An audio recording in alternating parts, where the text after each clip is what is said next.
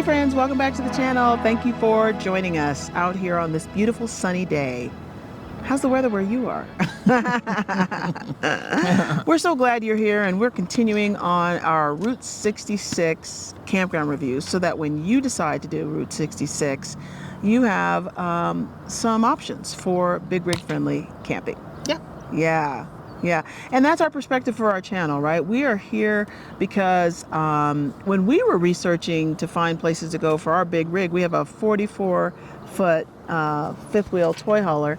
We just didn't find a whole lot of campground reviews that kind of showed us how to get in, how to navigate, how to have the most or get the most out of that experience. And so that's what we're here for. Hopefully you're finding our videos and our channel useful. Thank you so much for being here. Yep. Yeah.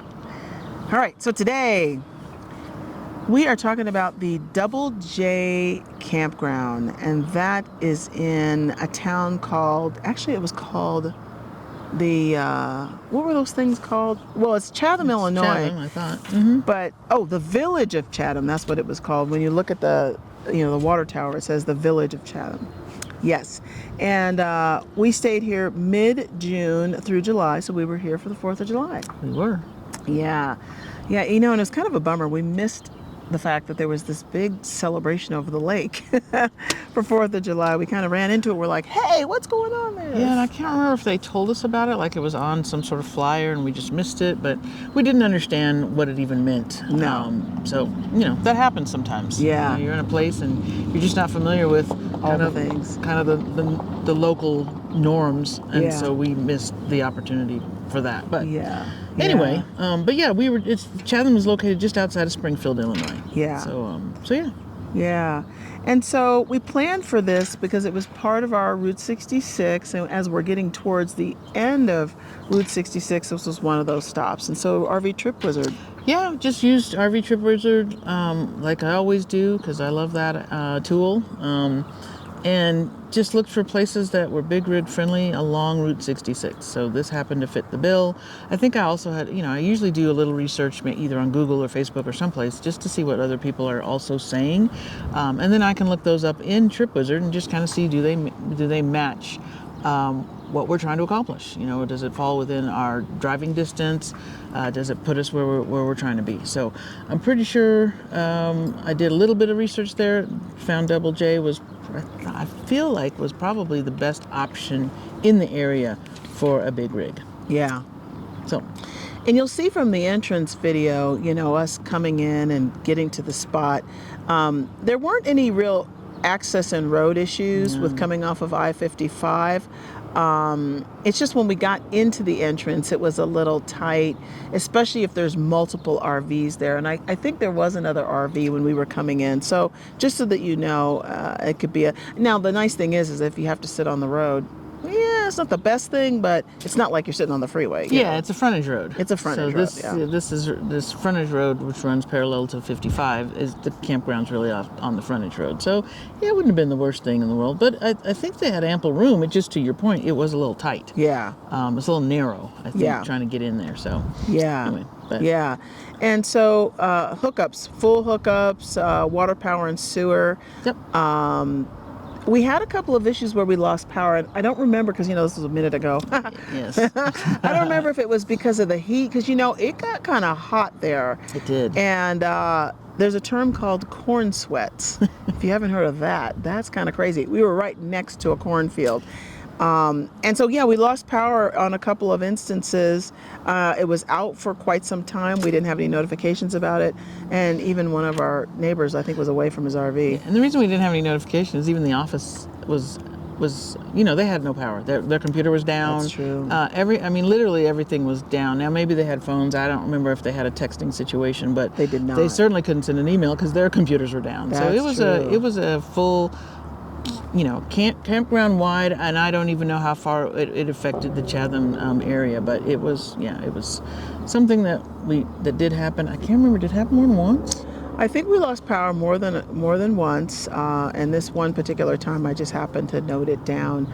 Yeah, that was a pretty serious power outage, and these are the things that can happen, right? Yeah. And we have a generator, and so we're really grateful for that, because if the power goes out, we just turn that generator on, and literally from an app on our phone we could do that. Right. So And just keep on working, or Yeah. keep on doing whatever it is we need to do. yeah, yeah. So in terms of the site pad width and length, it was a 90-foot long site. We were at the end of a row of.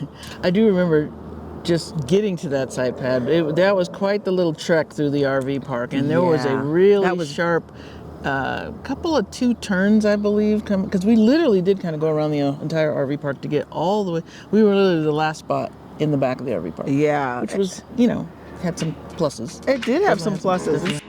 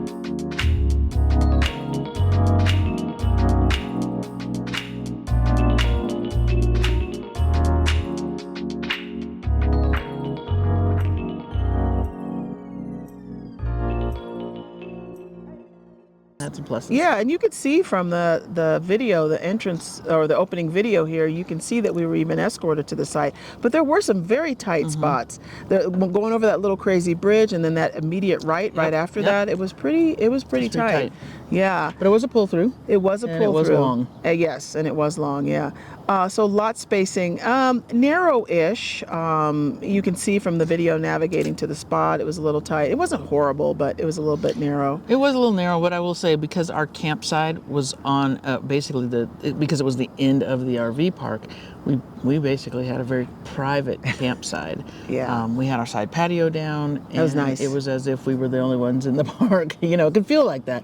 Now, granted, there was some traffic that came back there, but it was mostly because of the people that were camping in that back kind of lot. Yeah, I called it the back 40. Yes. And then, so we were across from a soybean field, and then there was like a kind of a wooded area at the back of the RV. So yeah, it felt very private back there. But generally speaking, if you weren't on that end spot, it might have been a little tight in there. Yeah. So Wi-Fi and cell service, all the carriers were pretty strong, so we did not need to use our Starlink. Laundry and shower facilities. So we were in the back 40, and it was a bit of a hike to go up to the front. I mean, they had laundry and shower facilities. We did not use them. We went to a laundry facility in town right next to a place called the Taco Joint, which was delicious. And again, we have a washer and dryer in our RV, but when we need to do sheets, towels, something bigger than what our washer will accommodate, we just look for a laundromat in town. So we did find one next to this really good taco joint. Yeah. So we enjoyed tacos while our laundry was cleaning. Other park amenities. They had a pool here. I don't remember if there was a a jacuzzi, but they had a pool, and the pool was a public pool, which was kind of interesting. That was different. Yeah, We'd we never hadn't seen that anything before. Like Yeah. that before. So it was open to the public. Very much so. And so it's hot, it's the summertime, and so there's lots of kids in there. Lots of people. They had a putt-putt golf. They had a big chess set, which was nice, in the middle of the park. They had a volleyball net, propane. There was a store, wood fire pits. There was also storm shelters in the front. We didn't need to use that here, which was kind of nice. We were kind of over that. By this point, I don't know how many we had been in, but we didn't need to use them here. Let's see. The community area, they had that was covered, a walk path, which was really nice. Charlie and I used that a couple of times. So that was very lovely. As you know, we've changed our format a little bit, so we'll cover mail and package delivery, grocery stores, and nearby supplies. We'll cover that down in the description below. Pet friendly. It was a pretty big area. It was a fenced area. Do you remember that? No, I don't remember that. But because I remember people used to take their dogs into that field kind of right behind us. That was kind of the walking path. They actually had it noted. So I know people took their dogs in there, but I don't remember where the actual dog fenced area was. Yeah, when you go down the path, go over the little fence. Now I remember. Now I remember. It was over there to the left, and there was a can over there. I remember now. Yep, so there was benches, trash cans. The challenge was there was a number of dogs off leash, and that was a bit of a problem in this park. So much so that one of the actual people, their dog was off leash all the time. That was pretty nuts. We had to call the office on that one. Charlie didn't really love the gravel. He doesn't like gravel. He doesn't like big chunky gravel, big kind of rock gravel. It's hard for him to walk his even little at the tender place, even the place we're at now. Yeah. It's that kind of big stone gravel, and he does not like that. So, yeah, he had to be airlifted out on an occasion. You got to be airlifted out. It's too warm for you. Yeah, it's too warm for the doggy. He's got to be airlifted. It might have been too hot too. It was hot by that cornfield. Well, it was hot in Illinois. I mean, mid-June to July in Illinois, I think that's expected to be warm. So it was. Yeah. Charlie's not a fan of high heat. Yeah. So I think we were out on a walk in the campground one day, and he just said, "I'm done. We're done here." So yeah. Carry him back to the RV. Mm-hmm. Park management, Wendy was very helpful. It's gated at the front, and you'll see that from the entrance video. So there's a code to enter the park. We did have some challenges with them answering the phone, not just on the day that we lost power, just in general. And that's happened at a couple of campgrounds. It could be a little challenging. You're calling to find out about additional services or when the office is opened or whatever. And I don't know, this is just one of those things here. And then of course there was the power outage. Let's see, nearby attractions. We were there for Route 66. Yeah, that was the main reason we were there, is for Route 66. So we saw a lot. The state capitol was fantastic there. If I recall, beautiful. It was a beautiful state capitol. The dome and there's two state. Am I getting this confused? No, there's two state capitals. There are. There's the old state one. capitol, and then there's the current one. Right. Yeah. Right. And just that current one, that dome I've never seen a dome like that on a state capitol. It was beautiful. Yeah. And then, because it is Springfield, Illinois, it's big Abraham Lincoln activities and things around there. So we saw a lot of Abraham Lincoln related items, particularly the Presidential Museum, which was fantastic.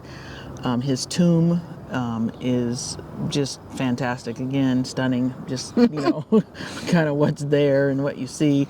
There was a lot to learn about Abraham Lincoln. But then we did a Let's Roam. So that took us around town even more, and we saw, more information about the city and Abraham Lincoln. All right, we are here at the Abe's Hat Hunt at the Springfield Memorial Garden. Lincoln Memorial Garden. Oh yeah, Lincoln Memorial Garden. Whoops. And we have found the first one. one. So now we know how to do this scavenger hunt. What else did we do? We special moments. Kind of a segue into the special moments. Just one of the things that we just found very interesting that took us back to our childhood is they had fireflies. Every evening we'd sit out on our patio and just watch the field behind us just light up with fireflies. So that was that was a lot of fun. That was a We just- powerful memory. yeah. I hadn't seen fireflies since I think I was like 10 years old. Yeah, but it's a long Yeah. time. Just sitting out here on the side patio, friends. Gotta tell you what, I haven't seen lightning bugs in, I don't know, since I was 10. And that is a real treat here on this lovely evening. So that was fun. Every evening also, because we were in you said there was a soybean field across from us, the deer would come out. I don't even know where they come from. There was like a wooded area, kind of like you said, next to us, and all of a sudden you'd see all these deer. And even our neighbor, he used to put like, I guess, salt licks out. I guess deer like salt. I don't know enough about deer and their habitat and their life, but I guess they like salt. So he would put out salt for them to come, eat or whatever. So it was very interesting to be able to kind of watch that kind of nature, the fireflies and the deer. But then, other than that, we also did a Black History tour in one of the cemeteries there. That was excellent. That was fascinating. Fascinating. And, we signed up for it, not sure how many people were going to show up, and it was only the two of us. It was just us. So that was a lot of fun. Yeah, I forgot the name of our tour guide. He was really fantastic and very knowledgeable. And yeah. And then again with the Abraham Lincoln's tomb, they had a flag lowering ceremony. I think it happens every Tuesday through the summer. So we managed to get to one of those, which was very interesting. They have, people in period clothes, just kind of reenacting this flag lowering ceremony. So that was a lot of fun. Yeah. We also got to do a Frank Lloyd Wright. They had a date night where they did a tour of one of his homes, so we could see the architecture. Yeah. So that was fascinating. That was really cool. Yeah. So lots to do. I think the last couple of things we did were kind of related to just finding local food. Anytime we're in a place, we always like to try to find the local cuisine. And so we learned here that they have something called the horseshoe. Who knew? We had no idea what that was. Yeah. So, they're on the menus everywhere. So basically, it's, I think, usually a meat, usually ground beef, on French fries, I think. And then I think it's served on a piece of bread, and I think it has gravy. So not the healthiest thing in the world. There's a little heart attack in each one. But sure darn tasty. It was darn tasty. And they have different flavors of them, like a breakfast one. Yeah. And so anyway, so we did try, I think, 2 of those. Yeah. But yeah, we did it was just a very, we did a farmer's market. It's just a very There's lots great to do. stop. And then of course we did the Route 66 stuff. We drive either side of Springfield to see whatever was around that area that we could get to. So of course we did as much Route 66 investigation that we could. Yeah. Yeah. One final point I'll make about the special moments is, we like to go to visitor centers when we go into town.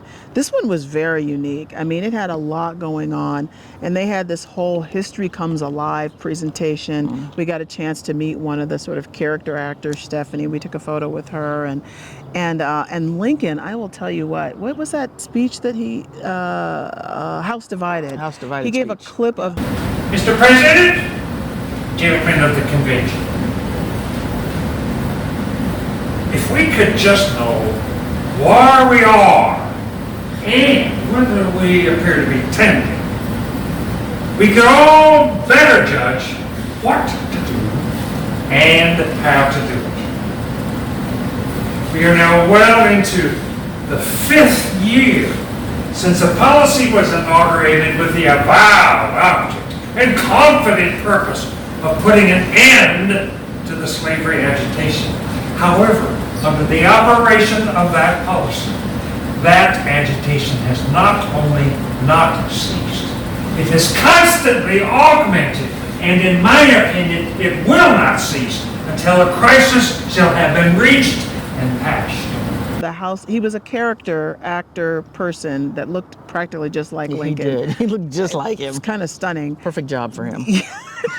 What else would you do when you Right. look like When Lincoln? you look like right? Lincoln. I will tell you what, that little clip that he gave of the House Divided speech was emotional. It was fantastic. And this is just in the visitors. Yeah. So I mean, really, when And you free. and This free, stuff is all free. we couldn't believe it. We just couldn't believe it. Yeah. And so and there was a national park there too. Wasn't there a national park where we went to the Lincoln Home thing? Was that in this? Yeah. Yeah. So lots to do in the area. Yeah, tons. Yeah. And Especially always, if you're into history and Abraham Lincoln. Yeah, because it is definitely the land of Lincoln, like it says on those license plate frames. You know, when you go into a town, don't forget the visitor center. You can learn so much and really get to know a place there. All right, top 3, bottom 3. Yeah, top 3. I think just the spot in the RV park, even though it was away from a lot of the activities, the pool, the office, the trash cans. It was also away from all the people, the children, so it was just a great spot because, like I said, we got to watch nature around us and really enjoy just sitting out each evening to kind of just enjoy that. So that was, I did like that. Yeah. It was a great launch point for Route 66. Yeah. Yep. Lots to do around there related to Route 66. So that was great spot. So this is pretty fun. All along Route 66, you see these city postcards. And what's so nice about them is, they feature some of the cool things about the city. So check them out on Route 66. Yeah. And then, what else did you have? Just you kind of said this already. That, yeah. The fact that we were at the end and we were just surrounded by nature. It was just really lovely.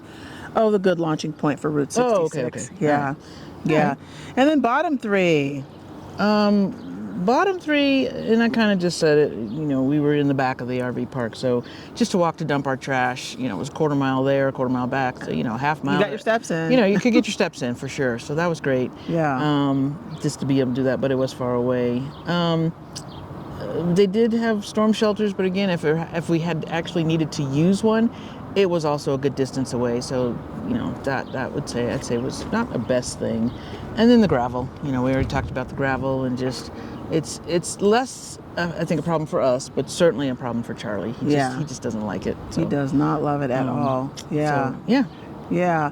I think this is where we went to. So just as a final shout out, we forgot to mention Motorheads. Yeah, that's part of Route 66. That is. And that was another food thing. That was another food thing. Chili. Tavern chili. Tavern chili is a thing. Delicious. And Motorhead had the best. We tried it at one other place. It wasn't as good. It's not good. But Motorhead, we were like ready to buy some to-go containers. Right, yeah. Here at the Motorhead Cafe, trying one of Springfield's famous foods.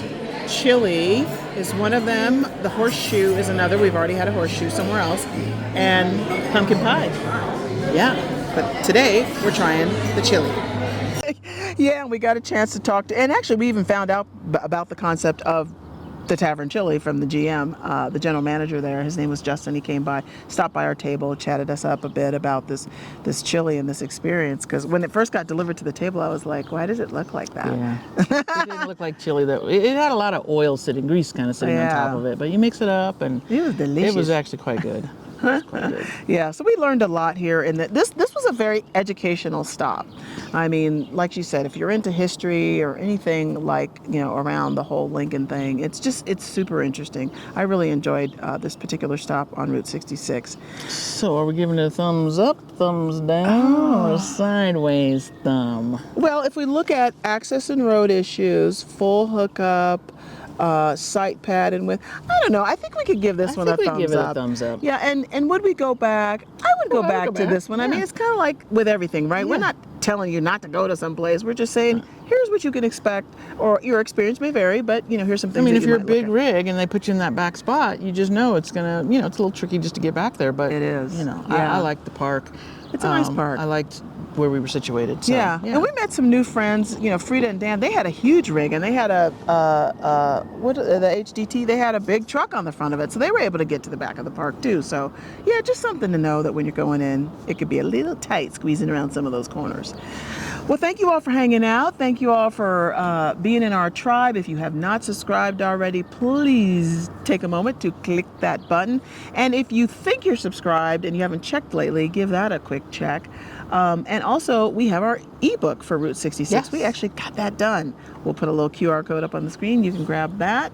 And like, subscribe if you want to support the channel and continue with our efforts. You can buy us a coffee if you'd like, and just watching the video, that's free. You could do that, and that really helps our channel. And leave us a comment if you've been to If you have been here. Double J, Or if you've been to Springfield. and there's You've been to things the that you museum. loved. Yeah. Anything that we might have missed, because you never know, we might be back there someday. So we'd love to know what your thoughts were, where you were, what you enjoyed, if Yeah. you stayed in the RV park. Yeah. Or if you did anything in the town, like have you been to the Lincoln Tomb? I mean, there's just so much to do in this area. So thank you for hanging out, and we will see you ya at the next stop. You have Bye. to be your biggest fan. And when things are really tough and they're really rough and nothing's working, but there's something inside of you that says, I just have to follow that. Because you don't know who you're going to meet, who you're going to meet, who you're going to meet.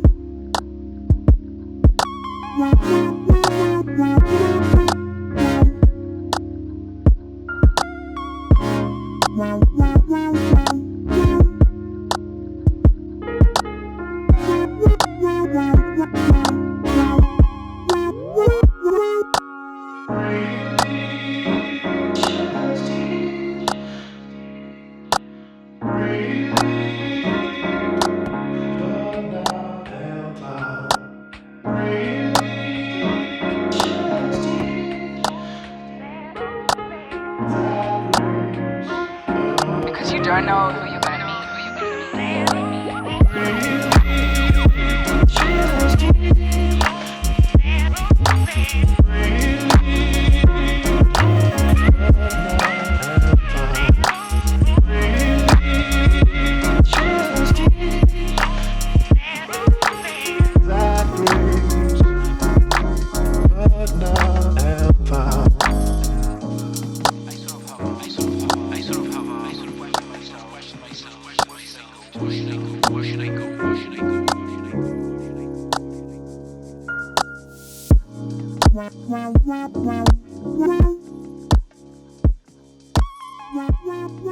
Wow.